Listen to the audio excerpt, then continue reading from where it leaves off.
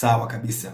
Nataka nishauri au nimshauri, naomba nitoe ushauri wangu kwa sababu kuna kitu nimeonyeshwa katika ulimwengu wa roho. Kuna jambo nimeonyeshwa, sio jambo baya, ni jambo zuri tu, lakini lisipoangaliwa naweza ikaleta mkanganyiko fulani kwenye mambo ambayo nimeyaona.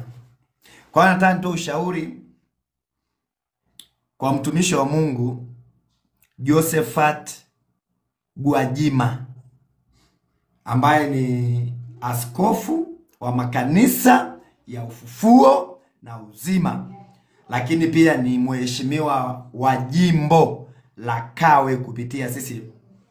Sasa nilikuwa naonyeshwa kupitia changamoto hizi, naonyeshwa kwamba anaweza kujiunga na chama kinginecho cha siasa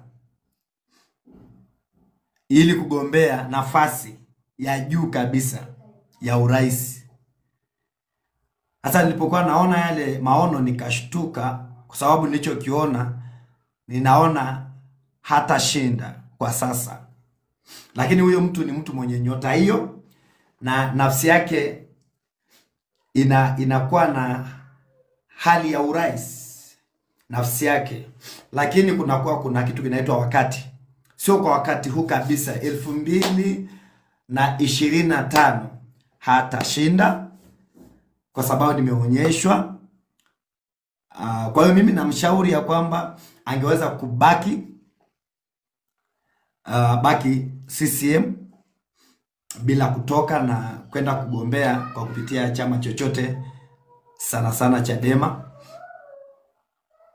mpaka kuanzia 2030 huko. Lakini kwa wakati huu namuomba sana na namuombea, kwa sababu Mungu amenionyesha hawezi kushinda kwa sasa, lakini naonyeshwa anataka kuchukua hatua hiyo.